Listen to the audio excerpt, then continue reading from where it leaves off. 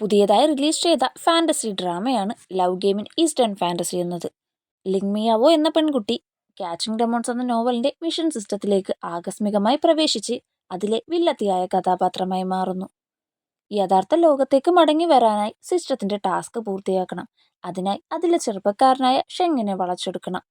ഭൂതങ്ങളെ പിടിക്കുന്ന മുയാവോടും ഫുയോടും ചേർന്ന് അവർ ഒരുമിച്ച് രാക്ഷസന്മാരോട് യുദ്ധം ചെയ്ത് മനുഷ്യരും രാക്ഷസന്മാരും തമ്മിലുള്ള പ്രശ്നം പരിഹരിച്ച് കഥയുടെ അവസാനം മാറ്റി എഴുതി ലോകത്തെ രക്ഷിക്കുന്നു. അപ്പോൾ നമുക്കിനി കഥയിലേക്ക് പോകാം. ജോലി തുടങ്ങിയതിനു ശേഷം ശനിയാഴ്ചയാണ് എനിക്കിഷ്ടമുള്ള ദിവസം. ഒരുപാട് നേരം ഉറങ്ങാം, മുഴുവൻ സമയവും വീട്ടിൽ നിൽക്കാം, ഇഷ്ടമുള്ളതെല്ലാം കഴിക്കാം. ഫുഷാവോ ആണ് എൻ്റെ ഫേവറേറ്റ് എഴുത്തുകാരൻ. അയാൾ ക്യാച്ചിങ് ഡെമോൺസ് എന്ന പുതിയൊരു ബുക്ക് റിലീസ് ചെയ്തെന്നൊരു പെൺകുട്ടി പറയുന്നു. ഇവളാണ് ഇതിലെ നായികയായ മുയാവോ. പ്രശസ്ത എഴുത്തുകാരനായ ഫുഷാവോ 3 വർഷങ്ങൾക്കു ശേഷം തൻ്റെ പുതിയ സൃഷ്ടിയായ ക്യാച്ചിങ് ഡെമോൺസ് റിലീസ് ചെയ്തു. 900 വർഷങ്ങൾക്ക് മുന്നേ സ്വർഗത്തിലെ ദുരന്തം ലോകത്തേക്കും വന്നു. ആ സമയത്ത് ആകാശം പൊട്ടി, പർവ്വതങ്ങളും കടലുകളും പിളർന്നു. ഭീമാകാരമായ സ്ത്രീ ഭൂമിയിലേക്ക് വന്നു. ആകാശത്തെ സംരക്ഷിക്കാനായി മൂചിങ്ഷി തൻ്റെ ശരീരം ഉപയോഗിച്ചു. ആ ദുരന്തത്തിനു ശേഷം ഭൂതങ്ങളെ ആളുകൾക്ക് പേടിയായിരുന്നു. അങ്ങനെ ഭൂതങ്ങളെ പിടിക്കുന്നത് അവരുടെ തൊഴിലായി മാറി. മൂചിങ്ഷിയുടെ പിൻഗാമികളും അത് തന്നെ തുടർന്നു. അവർ ഒരുപാട് ഭൂതങ്ങളെ പിടികൂടി. 7 വർഷം മുന്നേ ഡെമോൺസിന്റെ രാജ്ഞിയായ സ്ത്രീ പ്രത്യക്ഷപ്പെട്ടു. മോ ഫാമിലിയിലെ ആളുകളെ കൊന്നതിനു ശേഷം അവൾ അപ്രത്യക്ഷമായി എന്ന് ഫോണിൽ കഥ പറയുന്നു. അപ്പോഴേക്കും മുയാവോയ്ക്ക് ഒരു കോൾ വരുന്നു. ഇന്ന് നമുക്കൊരു മീറ്റിംഗ് ഉണ്ട്, എല്ലാവരോടും ഉച്ചയ്ക്ക് മുന്നേ കമ്പനിയിൽ വരാൻ പറയണമെന്ന് ബോസ് പറയുന്നു. ഇന്ന് ശനിയാഴ്ചയിലെന്ന് അവൾ ചോദിക്കും മുന്നേ അയാൾ കോൾ വയ്ക്കുന്നു. വീണ്ടും ആ കഥ തുടരുന്നു. ഇപ്പോൾ തായ്കങ് എന്ന സ്ഥലത്തും ഭൂതങ്ങളുടെ ശല്യമുണ്ട്. വിവാഹരാത്രിയിൽ പുതിയ വരന്മാരെ ഭൂതങ്ങൾ ഉപദ്രവിക്കും. നഗരം മുഴുവൻ പേടിയിലാണ്. സമാധാനത്തിനു വേണ്ടി അവിടുത്തെ മജിസ്ട്രേറ്റ് ലിൻലൂഷൻ മൂ കുടുംബത്തിലെ പിൻഗാമികളോട് ഭൂതങ്ങളെ പിടിക്കാൻ പറഞ്ഞു. ആ കഥ കേട്ട് ഒരുപാട് പേർ ആ എഴുത്തുകാരനെ കുറ്റം പറയുന്നു. ശേഷം അവൾ കമ്പനിയിലെത്തുന്നു. ചെയ്ത വർക്ക് ശരിയാവാത്തത് കൊണ്ട് ബോസ് എല്ലാവരെയും വഴക്ക് പറയുന്നു. അവിടെ ഇരുന്നും അവൾ ആ കഥ കേൾക്കുന്നുണ്ട്. അപ്പോൾ ബോസ് അവളോട് ഇത് ശരിയാക്കി തിങ്കളാഴ്ച സബ്മിറ്റ് ചെയ്യണമെന്ന് പറയുന്നു. തിരിച്ച് വീട്ടിലെത്തി മരിച്ചുപോയ അവളുടെ അച്ഛൻ്റെ ഫോട്ടോയ്ക്ക് മുന്നിൽ തിരി കത്തിച്ചു വെച്ചിട്ട് വീണ്ടും ആ കഥയുടെ ബാക്കി കേൾക്കുന്നു. ആ കഥയിലെ നായകനും നായികയും ഫൈറ്റ് ചെയ്യുന്നിടത്ത് വെച്ച് കഥ തീരുന്നു. ആ കഥ അവൾക്കും ഇഷ്ടപ്പെടുന്നില്ല. അങ്ങനെ ആ നോവൽ കൊള്ളില്ലാന്ന് അവളും കമന്റ് ചെയ്യുന്നു. പെട്ടെന്ന് ആ അക്ഷരങ്ങളെല്ലാം അവളുടെ ചുറ്റും വന്ന് അവളെ അവിടെ നിന്നും കൊണ്ടുപോയി വേറൊരു സ്ഥലത്താക്കുന്നു. അതെവിടെയാന്ന് മനസ്സിലാകാതെ അവൾ അവിടെ മുഴുവൻ ഓടി നടക്കുന്നു. അപ്പോൾ അവിടേക്കൊരു പെൺകുട്ടി വന്ന് സമയമായി വിവാഹ വസ്ത്രം ധരിക്കാൻ പറയുന്നു. നീ ആരാ? നീ എന്തിനാ പഴയ കാലത്തെ ഡ്രസ്സ് ഇട്ടിരിക്കുന്നതെന്ന് അവൾ ചോദിക്കുന്നു. ഇവളുടെ പേര് വാൻ എന്നാണ്. ആ കഥയിലെ മിയാവോടെ ജോലിക്കാരി ഇവളാണ്. മിസ്സിന് എന്നെ മനസ്സിലായില്ലെന്ന് അവൾ ചോദിക്കുമ്പോൾ ആ കഥയിൽ കുടുങ്ങിയതാണെന്ന് അവൾക്ക് മനസ്സിലാകുന്നു. ഞാൻ ആരാണെന്ന് അവൾ ചോദിക്കുമ്പോൾ മിസ്സിന്റെ ദേഹത്ത് വീണ്ടും ഭൂതം കയറിയൊന്നും ചോദിച്ച് ആ പെൺകുട്ടി അവിടെ നിന്ന് ഓടാൻ നോക്കുമ്പോൾ അവിടെ ഫ്രീസ് ആകുന്നു. എന്താ സംഭവിക്കുന്നതെന്ന് മനസ്സിലാകാതെ കണ്ണാടിയെടുത്ത് നോക്കിയിട്ട് അവളുടെ വേഷം കണ്ട് ഞാനും എന്താ ഈ ഡ്രസ്സ് ഇട്ടിരിക്കുന്നതെന്ന് അവൾ ചിന്തിക്കുന്നു. അപ്പോൾ ഒരു സൗണ്ട് കേൾക്കുന്നു. ക്യാച്ചിങ് ഡെമോൺസ് എന്ന നോവലിന്റെ സമാന്തര ലോകത്തേക്ക് പ്രവേശിച്ചു. ഇനി മുതൽ നിങ്ങൾ കൺട്രി മജിസ്ട്രേറ്റിന്റെ മകൾ ലിനിയോ ആയിരിക്കും. യഥാർത്ഥ ലോകത്തേക്ക് മടങ്ങി വരാനായി 2 നിബന്ധനകൾ പാലിച്ച് ഗെയിം പൂർത്തിയാക്കണം.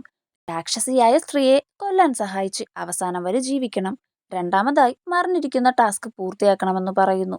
അത് കേട്ട് ഞാനൊരു പുസ്തകത്തിലേക്ക് യാത്ര ചെയ്തെന്ന് എനിക്ക് വിശ്വസിക്കാൻ പറ്റുന്നില്ല. മറിഞ്ഞിരിക്കുന്ന ടാസ്ക് എന്താണെന്ന് അവൾ ചോദിക്കുന്നു. തുടക്കത്തിലുള്ള ടാസ്ക് പൂർത്തിയാകുമ്പോൾ മറിഞ്ഞിരിക്കുന്ന ടാസ്ക് വരും. ആദ്യം ലുഫുയിയെ വിവാഹം ചെയ്ത് അവനെ സ്നേഹിക്കുന്നതായി നടിക്കണം. ടാസ്ക് തുടങ്ങുവാണെന്ന് പറയുന്നു. അങ്ങനെ അവിടെയെല്ലാം അൺഫ്രീസ് ആകുന്നു. എനിക്ക് ഗെയിം കളിക്കാൻ പറ്റില്ലെന്നും പറഞ്ഞ് അവൾ പുറത്തേക്ക് ഇറങ്ങി ഓടുമ്പോൾ മിന്നലേറ്റ് അവൾ അവിടെ വീഴുന്നു. കുറച്ചു കഴിയുമ്പോൾ അവൾ വീണ്ടും അകത്തെത്തുന്നു. വിവാഹം ചെയ്തില്ലേൽ ഇവിടുന്ന് പുറത്തിറങ്ങാൻ പറ്റില്ലെന്ന് ചിന്തിച്ച് അവൾ ആ വിവാഹ വസ്ത്രം ധരിക്കുന്നു. വിവാഹ വസ്ത്രം ധരിച്ച് അവിടെ ഇരിക്കുമ്പോൾ വിവാഹ വേഷത്തിൽ ഒരാൾ അവിടേക്ക് വരുന്നു. ഇവനാണ് ഫേമസ് ഡെമോൺ ക്യാച്ചറായ ലുഫുയി. അവൾ അവനെ ഒളിഞ്ഞു നോക്കിയിട്ട് ബുക്കിൽ പറഞ്ഞിരിക്കുന്നതിനേക്കാളും സുന്ദരനാണെന്ന് ചിന്തിക്കുന്നു. നമ്മൾ കുറച്ചുകൂടി അടുപ്പം കാണിക്കണം, അല്ലെങ്കിൽ ആ ഡെമോണിന് സംശയം തോന്നുമെന്ന് അവൻ പറയുമ്പോൾ അവൾ അവൻ്റെ അടുത്തേക്ക് പോയി വെഡ്ഡിംഗ് വൈൻ കുടിക്കുന്നു. അപ്പോൾ അവിടെയുള്ള കണ്ണാടിയിൽ നിന്നും ഒരു വെട്ടം പുറത്തേക്ക് വരുന്നു. അവൾ തിരിഞ്ഞു നോക്കാൻ പോകുമ്പോൾ തിരിയണ്ട, അവൾ നിന്റെ പുറകിലുണ്ടെന്ന് അവൻ പറയുന്നു. അത് കേട്ട് അവൾ പേടിച്ചിരിക്കുമ്പോൾ യങ് മാസ്റ്റർ എൻ്റെ അടുത്തേക്ക് വാ എന്നാ കണ്ണാടിയിൽ നിന്നും ആരോ പറയുന്നു. അങ്ങനെ അവന് കണ്ണാടിയുടെ അടുത്ത് പോകുന്നു. ഒരു പെൺകുട്ടി കൈ നീട്ടി അവളാണോ ഞാനാണോ കൂടുതൽ സുന്ദരിയെന്ന് ചോദിക്കുമ്പോൾ നീയാണെന്നും പറഞ്ഞ് അവൻ അവളുടെ കൈ പിടിച്ച് അവളെ പുറത്തേക്ക് കൊണ്ടുവരുന്നു. അങ്ങനെ അവർ രണ്ടുപേരും ഫൈറ്റ് ചെയ്യുന്നു. ശേഷം കണ്ണാടി ചില്ലുകളുമായി അവൾ അവിടെ നിന്നും പോകുന്നു. അപ്പോഴാണ് ഒറിജിനൽ കഥയിൽ ഭൂതങ്ങൾ വരാതിരിക്കാനായി മുയാവോയുടെ ഡോറിൽ ഒട്ടിച്ചിരുന്ന ഒരു പേപ്പർ ലിനിയു വലിച്ചു കീറുന്നത് അവൾക്ക് ഓർമ്മ വരുന്നത്. മുയാവോ അപകടത്തിലാണ്, അവളെ പോയി രക്ഷിക്കെന്നും പറഞ്ഞ് ലുഫുയെ അവൾ അവിടെ നിന്നും പറഞ്ഞു വിടുന്നു. ഒരു പെൺകുട്ടി കിടന്നുറങ്ങുന്നതാണ് അടുത്തു കാണിക്കുന്നത്. അപ്പോൾ റൂമിലേക്ക് ആ കണ്ണാടി ചില്ലുകൾ പോയി ഒരു പെൺകുട്ടിയുടെ രൂപത്തിലായി മാറുന്നു. ഇവൾ മിറർ ഡെമോണാണ്. ആ പെൺകുട്ടി ഉറങ്ങുവാണെന്നും കരുതി അവൾ അവിടേക്ക് പോകുമ്പോൾ പുറകിൽ നിന്നും ആ പെൺകുട്ടി അവളെ ഉപദ്രവിക്കുന്നു. ഇവളാണ് മുയാവോ. അങ്ങനെ അവർ രണ്ടുപേരും ഫൈറ്റ് ചെയ്യുന്നു. പെട്ടെന്ന് അവിടേക്ക് ലുഫുയി വരുന്നു. അവൾ മാഞ്ഞു പോകുമ്പോൾ ലിനിയോ അവിടേക്ക് വരുന്നു. ലിനിയോന്റെ പുറകിൽ ഒരു കണ്ണാടി വന്ന് അവളെ അതിലേക്ക് കൊണ്ടുപോകുന്നു. അടുത്ത് അവർ രണ്ടുപേരെയും കൊണ്ടുപോകുന്നു. നമ്മൾ ഈ മിറർ ഡെമോന്റെ ഉള്ളിൽ കുടുങ്ങിയിരിക്കുവാണ്. ഇവിടുള്ളതെല്ലാം സത്യമല്ല. അതുകൊണ്ട് നമുക്ക് പരസ്പരം കാണാൻ പറ്റില്ല. പുറത്തു കടക്കാൻ യഥാർത്ഥ കണ്ണാടി കണ്ടുപിടിച്ച് അത് തകർക്കണമെന്ന് ലിനിയു പറയുന്നു. അവൻ ആ കണ്ണാടി പൊട്ടിക്കുമ്പോൾ ലിന്നിനെ അവൾ ഉപദ്രവിക്കുന്നത് കാണുന്നു. അവളൊരു സാധാരണ മനുഷ്യനാണ്. നിന്റെ ശത്രു ഞങ്ങളല്ലേ, അവളെ ഒന്നും ചെയ്യരുത്. നീ എന്തിനാ വിവാഹ ദിവസം വരന്മാരെ കൊല്ലുന്നതെന്ന് മുയാവോ ചോദിക്കുമ്പോൾ അവർ മരിക്കേണ്ടവരാണ്. കാരണം അവരുടെ കല്യാണ പെണ്ണുങ്ങൾ എൻ്റെ മാസ്റ്ററിനെ പോലെയാണ്. സ്നേഹിച്ചയാൾ വേറെ വിവാഹം ചെയ്തതുകൊണ്ടാ എൻ്റെ മാസ്റ്ററിന് ആ അവസ്ഥ വന്നത്. വിവാഹം ചെയ്യുന്ന എല്ലാ പെൺകുട്ടികളുടെയും അവസ്ഥ അതായിരിക്കും. വെപ്പൺസ് താഴെ ഇടണം, അല്ലേ ഞാനിവളെ കൊല്ലുമെന്ന് ഡെമോൺ പറയുന്നു. അങ്ങനെ അവർ അവരുടെ വെപ്പൺസ് താഴെ ഇടുന്നു. വെപ്പൺസ് ഇല്ലാതെ ഭൂതങ്ങളെ പിടിക്കുന്നവർ പ്രത്യേകതകളില്ലാത്ത സാധാരണ മനുഷ്യരാണെന്നും പറഞ്ഞ് ഡെമോൺ അവരെ അറ്റാക്ക് ചെയ്യുന്നു. അപ്പോഴേക്കും ആ കണ്ണാടി പൊട്ടിച്ച് അകത്തേക്ക് വേറൊരാൾ വരുന്നു. ഇവനാണ് നമ്മുടെ നായകൻ. ഇവന്റെ പേര് ഷെങ് എന്നാണ്. ഇനിയും നീ അടുത്തേക്ക് വന്നാൽ ഞാൻ ഇവളെ കൊല്ലുമെന്ന് അവൾ പറയുമ്പോൾ അതൊന്നും മൈൻഡ് ചെയ്യാതെ അവളുടെ അടുത്തേക്ക് വന്ന് അവന്റെ വാളെടുത്ത് വീശുന്നു. അപ്പോൾ അവരെല്ലാവരും അതിൽ നിന്നും പുറത്തേക്ക് വരുന്നു. എന്റെ സഹോദരിയെ വേദനിപ്പിച്ചവർ ആരായാലും മരിക്കണമെന്നും പറഞ്ഞ് ഷെങ് അവളെ കൊല്ലാൻ പോകുമ്പോൾ മുയാവോയ്ക്ക് വയ്യാതാകുന്നു. അങ്ങനെ ഷെങ് അവളുടെ അടുത്തേക്ക് പോകുന്നു. ഫുയി അവളെ കൊല്ലാതെ ഡെമോൺ ട്രാപ്പ് ടവറിലാക്കുന്നു. ലിനിയു അവളെ പിടിച്ചിരിക്കുന്നത് കണ്ട് ഷെങ് അവളുടെ കൈ തട്ടി മാറ്റുന്നു.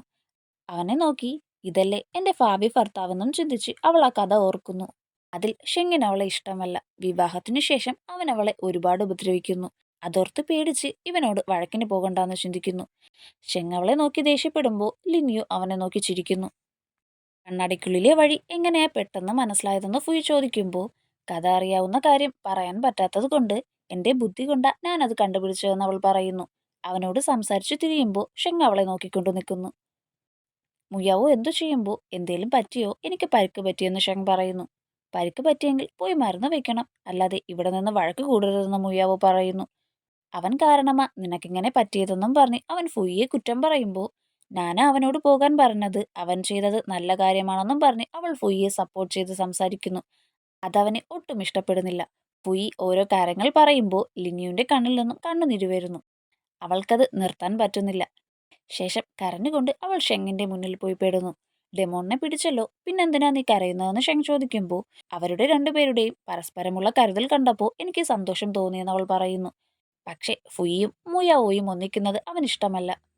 എന്റെ സഹോദരി അപകടത്തിലാണെന്ന് നിനക്കെങ്ങനെയാ മനസ്സിലായതെന്നും ചോദിച്ച് അവളുടെ മുഖത്ത് പിടിച്ച് നീ എന്തിനാ വിറയ്ക്കുന്നതെന്ന് അവൻ ചോദിക്കുമ്പോൾ നമ്മളിങ്ങനെ അടുത്ത് നിൽക്കാൻ പാടില്ലെന്ന് അവൾ പറയുന്നു. എന്നെ കാണാൻ ലിപ്സ്റ്റിക്ക് കഴിക്കുന്ന കൊച്ചുകുട്ടികളെ പോലെയുണ്ടെന്നും പറഞ്ഞ് അവൻ അവിടെ നിന്നും പോകുന്നു. അടുത്ത ദിവസം രാവിലെ ഉറക്കമെഴുന്നേറ്റ് ആ നോവലിന്റെ കഥ അവൾ ഓർക്കുന്നു. ഓർണമെന്റ്സ് കാണിച്ച് ഇതിലേതാ വയ്ക്കുന്നതെന്ന് ചോദിക്കുമ്പോൾ അവൾ അതെല്ലാം എടുത്തു നോക്കുന്നു. സൂപ്പ് കുടിച്ചതിന് ശേഷം നമുക്ക് മാസ്റ്ററിനെ കാണാൻ പോകാമെന്ന് വാൻ പറയുന്നു. ശേഷം ലിനിയു അവളുടെ അച്ഛനെ കാണാൻ പോകുന്നു. അവളുടെ യഥാർത്ഥ ജീവിതത്തിലെ മരിച്ചുപോയ അച്ഛനാണ്. അച്ഛന്റെ നേരെ ഒരു കുതിര ഓടി വരുമ്പോൾ അവളുടെ അച്ഛനെ കാറിടിച്ചതോർത്ത് അവൾ ഓടിപ്പോയി അച്ഛനെ കെട്ടിപ്പിടിക്കുന്നിടത്ത് വെച്ച് എപ്പിസോഡ് തീരുന്നു.